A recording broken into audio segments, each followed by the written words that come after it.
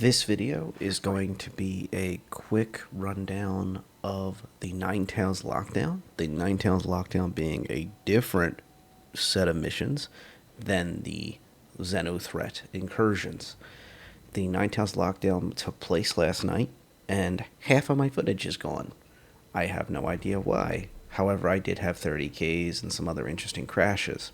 So what you see is me climbing onto this caterpillar on these short clips that I do have, and I am already in the middle of the take on the fleet. I'm noting that the size 5 and the size 4 weapons on board have a lot of forward firepower, and it was a unique ship. I don't really use that often. The Cat is a loner for a larger vessel, and it's just an interesting little one to work with. Now, I would say before this, I had footage and successfully used the Retaliator, the Vanguard Harbinger, as well to this same night, and they performed very well. The Tali, though, the problem was it rocks the 6 size 9 torps, and when you go to reload them, it's over 20,000 credits. I think it's exactly like 21,500 or something like that. Plus, you need the fuel reload and your reload of like repairs and such, like your repairing work. So it ends up becoming not cost effective unless every single one of the torps is used on a hammerhead, which isn't very practical because the enemy brings Valkyries and some smaller stuff, I think. And then you also have the issue of, is there players who are PvPing on the other side? You got to risk throwing a torp at them. And if they throw down chaff and flares and such, well, it probably won't connect. Or if they're doing too fast maneuvers and they're in something too small, it won't connect.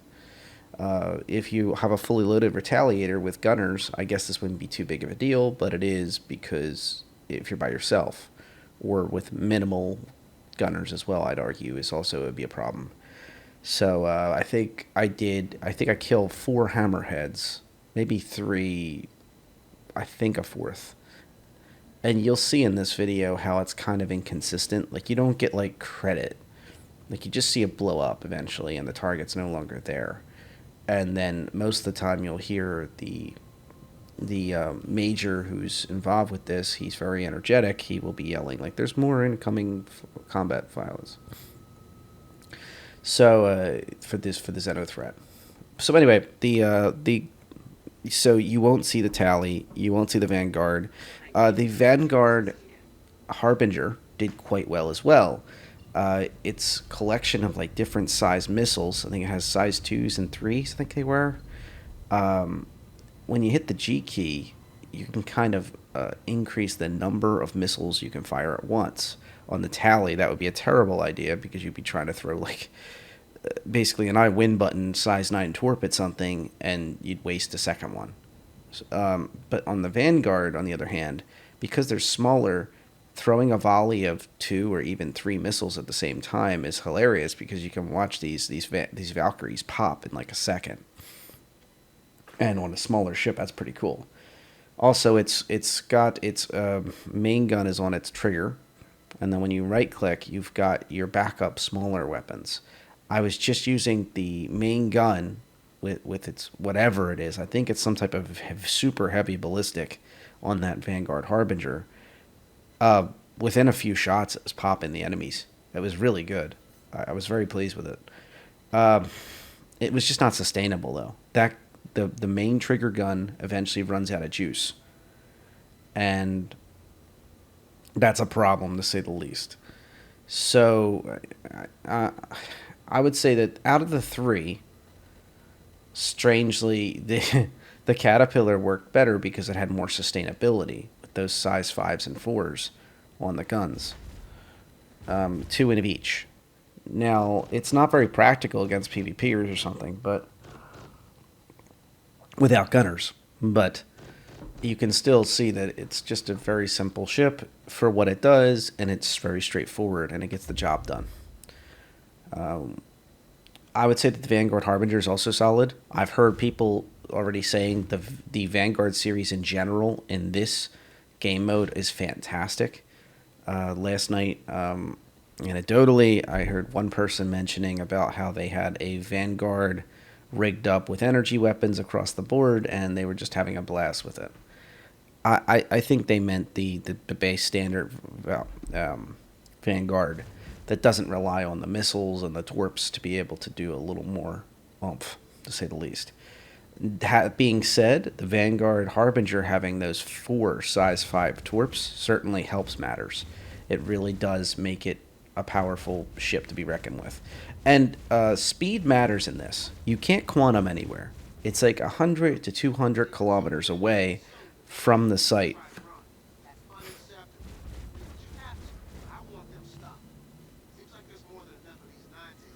So what I recommend to you is make sure you're getting a ship that has reasonable SCM. But if you're in a battle bus like a hammerhead, like if you have enough people to staff a hammerhead or a Carrack or something crazy like that, go for it. You'll have a great time. You'll get it all done, and it really won't hinder you too much. Going 100, 200 kilometers away is not that big of a deal. And once you're out there, you just move from point to point to point. In the first round, it's searching for Ninetails. There are these scanning terrapins, and there's a couple of them, and you just simply defend them. And randomly, the Ninetails come in. They come in as red blips, and then later on, they actually appear, and you can target them and fire upon them, etc. And they're pretty far away when you see them. At least speaking on behalf of the Tali and the Vanguard Harbinger. So that's another example of like a ship with good scanners, a ship with good ability to see farther away is a good idea. Especially if you're relying on missiles or longer range weaponry to really try to secure kills before they get right on top of you. Also, there are other players playing these. It's a collective mission. It's a collective set of gameplay. So don't shoot everything that moves. Unless it's red, don't shoot it. You probably won't have too hard of a time getting gunners. I noticed there was players all over the station. So this took place at CRU L1, Ambitious Dream Station, which I used to say infamously, even in this, I think even in this video, it might have made it in the clip. It made it 32,000 kilometers away from Orison. That's not true. It's like 2 million kilometers away from Orison, but that's still very close. Also, when you come in to this Quantum Jam station during the Ninetails lockdown, you'll get an announcement from Crusader Security. It's like, Crusader Security Director so-and-so. We are getting word that one of our stations is under attack. And then they'll come back again. We need all available pilots. It's been quantum jammed, and we need help. We need help. There are 2 sets of missions. There's one set of missions that I'm showing you now, and I'm talking about in depth, the combat missions, where you go there, you go find the Ninetails, then you fight the Ninetails, and then you kind of just fight them again. Over and over again until you find their main fleet, and then you fight the main fleet. It's kind of a weird... It makes sense when you're there. However, there's also another mission where they're begging for medical supplies. You can buy medical supplies at Orison. So what you can do is... By the way, I'm looking weird right now because I'm moving my shields around. So I'm taking fire, so I'm using the shield facings, so I spread the damage out. And then once I see that it's more desirable for me to be able to pivot and shoot, that's when I do so. So between reloads of these, that's why I look weird, and I'm like duck, dive, dipping, and dodging, because I'm letting my shields do a lot of the work. And you may not be able to hear it, but you hear this clunk noise, clunk noise. That's my chaff and my flares. Because there's a lot of radar locks and missile warnings that are just random. I think it's players cycling through, and just maybe it's a glitchy, or maybe the NPCs just keep doing that. I don't know. But you don't always get the missile pip, so you got to be careful. You got to kind of preemptively do it. Okay, so the quantum jamming. Here comes the final piece of the fight the fleet. I'm tracking a large Ninetail signal coming to our location. They bring out an Idris. So they shut their own quantum jammer down to bring the Idris into exactly where their fleet position is. And then you got to fight the Idris. And there might have been more than one Idris, I'm not quite sure. Just a reminder, The only thing that's scary on an Idris that's really, really scary for a larger ship is the front of the Idris. Stay away from the front of the Idris. You don't have the luxury of having a javelin sitting next to you in this fight. So the Idris does start firing its main railgun all around, as far as I could tell. And the only thing you'll tell is the glow of the main of the size 10 railgun at the front, the size 10 energy weapon. I think it's an energy weapon on this one. I can't be sure. And you won't have Dooley yelling to help you, like, "Hey, they're charging their main gun. They're firing their main gun." And only occasionally it shoots at a player because of the javelin on the incursion. In this, you don't have any of those luxuries. It just shoots the damn thing. It charges it up. If you don't see the glint and you're in front of it, you're gonna die. And 2 nights ago on PTU V, I think it was. I was actually in a Carrack that got one shot by a size 10 railgun. It does serious damage. It basically insta kills anything in the game at the moment, aside from the Jav or another Idris or something. So anything player controllable at this moment by this NPC Idris is not a good idea to be in front of it. So, that being said, they don't support the thing very well. That's the good news. Okay, sorry. Back to the medical supplies thing. It's a one-way ticket. I wouldn't recommend doing the mission more than once. But if you do see the medical supplies on the contracts, like, "Hey, please, we need medical supplies, and we're willing to pay inflated prices," you could, in theory, buy a whole stack of medical supplies, put them in, say, one of those nice new Tauruses, or in another ship that has good storage space but also can defend itself and move a little reasonably quick. Get it in there when you're coming to Ambitious Dream Station. Make the long run, I think it's like 150, 200 kilometers, to the station that's quantum jammed, and then to make the delivery. You go up to the admin office and you sell the medical supplies. I was not able to test that. I actually tried to go all the way to Orison and come back. It was a whole thing. It was just not worth it. And yeah. But coming into the fight, you can make yourself a hefty little amount of UEC. Which, heck, if you want to use a Tali to just chuck the size 9 twerps around for the lulz, it's probably a good way to pay for them, by the way. You could even have a fleet mate, a party mate, an org mate fly in first, confirm there's no players, confirm there's not some massive fleet just sitting there, which there shouldn't be, especially if it just started. And you can obviously warp in behind them and get that load of sails in. And then switch over to a combat ship, because right now you can stream ships in. You can stream them in anywhere. So that's a pretty cool way to come in with style and make some money. Also, money-wise, you do make reasonable money during this process, during this gameplay. It's like 4,000 UEC, 2,000 UEC, 4,500. It does feel a little hollow sometimes when they're like I think the major guy who's like handling the op has like a boss basically, and she's like, "Pay them handsomely for their efforts," and you just see like rewarded 4,500 UEC.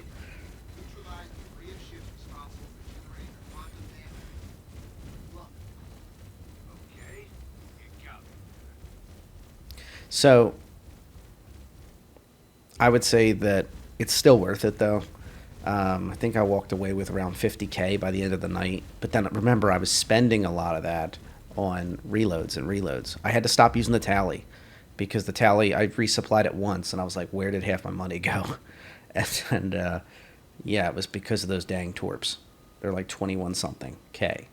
And that's just not good. Don't get me wrong, it's awesome to be like, I think I even joked about it in the video that was never going to see the light of day because the game ate it. I joked about being the Emperor and the Colosseum, doing the thumbs up or thumbs down. You literally sort through your targets. You decide who has to go now, and you fire. And they if it does make contact, they insta pop no matter what they are. Other than this Idris stuff, I don't think the Idrises would do that. Have to test that. Maybe hit the G key. You can fire up the 4 and size 9 torps at the same time. That'd be risky, but it'd be hilarious if you could like get like an Idris a bit weakened and then chuck 4 size 9 torps and see what happens. That's over 1 million damage, folks. Sorry, that's close to 2 million damage. as far as my napkin math can figure out. So, oh, and the messages saying more Ninetails on the way aren't always accurate. They can come way later, or they could be already there, just got on grid, and they're just saying it like 30 seconds after you're already fighting them. So yes, and finally, the elephant in the room, the way they're handling the game, there is a little bit of problems. I 30k'd once. I exploded inexplicably once while I was trying to go back to Orison to get cargo. But that was actually at Orison, to be fair. And it's just there's a few glitches. Be prepared, pack your patience, and if you are making content, don't be like me. Constantly save your video. I would say every 5-10 minutes, save your video. Maybe even just use the instant replay mode, so like you find your highlights if that's your kind of gameplay style and you like, or your video style, and or if you're making stuff for your friends, that would be a safer way to do things. Because right now, the strangest thing is the first clip, I could have sworn I saved it. Like I think I did one cut where I saved between switching from the Tali to the Vanguard, and I can't find either video. And I mean, I'm very scarily organized on these videos. So it's one of the few things that I am organized about. And I just don't have the footage. I've checked everywhere. And I've had times where it's like under the wrong title, wrong folder. It's gone. It's not there. It's not under the naming system. It's not under a different day. It's just doesn't exist. So be sure to save. And maybe even on your other screen have like the folder up and physically verify it's going in. The key beacon system, the Quantum, allows you to see where Ambitious Dream Station is. That's not, I don't think it's by that. I think I just mishit the click, but that reminded me of that. You will notice that you can't quantum jam there, quantum warp there, when there's a symbol in the front, in the top right corner. It's like a square with a do not go sign, like a line going through it from top right to bottom left. There we go. Reward all the volunteers and great work. Awarded 5K. I mean, it's not nothing, but it is what it is. But yeah, you get rewarded all through it. They don't tell you every time you get rewarded. You'll notice like, hey, I'm 20k richer, 15k richer. But remember, you have to keep going back to base and resupplying, repairing. I'd recommend energy weapons. The 600i with its 3 size 5s, this Caterpillar with 2 size 5s, 2 size 4s, energy weapon wise are great. You can always change weapons on ships. You don't hesitate to.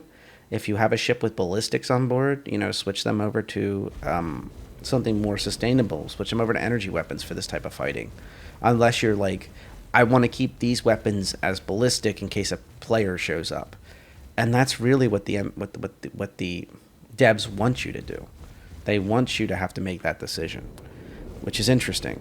So we're starting to see the evolution of PvE versus PvP weapon slots systems. Now, that doesn't mean they're mutually exclusive. You can still have on your primary weapons your energy, and then your secondaries be your ballistics if you play your cards right and set it up right. So there's some interesting stuff here. I hope to have some more videos that cover this better and maybe just show you how just insanely fun the Retaliator is despite its cost to run it. Basically, you break even if you're lucky. If you land all of your twerps but one, you'll break even, I think, is the best way to describe it, unless you just do hammerheads, in which case you're kind of messing your team up because you have to wait for the rest of the ships to be destroyed before the next hammerheads come in during the early parts of them. They find the fleet.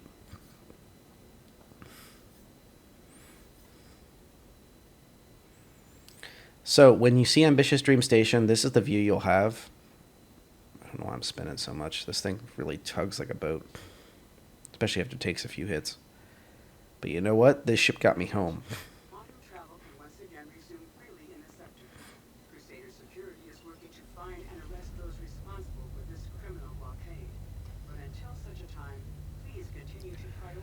And this is your new home. I'm going to add at the end of this video an intro to CRUL-1 station, a whole tour of it. The spoiler is it's a full service station. It is not a bad station to live out of. However, if it's being quantum jammed all the time, It if you're in a larger ship, you may just want to live out of Orison and then come over here with your friends when you want to do these events. You don't want to have to log in to go mine with your friends or run missions with your buddies or whatever, or show somebody new the game, and then, oh, sorry, I'm in a quantum jammed area. I have to go slow boat through 200, I think it was 250 kilometers before I could finally warp in the Taurus. I could do, I think it was 251 kilometers exactly. I got there and then I could warp. And remember, you have to fight. If there's a PvP gang or even a person, you will have to fight them. There is no running back to station. They know you're trapped there. They know the distances, just like you do. So that's kind of my points. I'm gonna actually pull my mic audio talking throughout this, because it was more tactical and it was more geared towards this specific ship and not the overall experience. And I've kind of had to repurpose this video to show and talk about the overall, like, what to expect from the Ninetails lockdown, and to know the phases. But the gist is, you help the scanning ships, they find the fleet, you have a basic fleet fight, and then you have like a super fleet fight. And the fleet is a lot of waves. You're going to need sustainability above all else. So a lot of shields and a lot of damage. And do be on the lookout for other players who may not be friendly. If you see somebody red, that's a problem, most likely.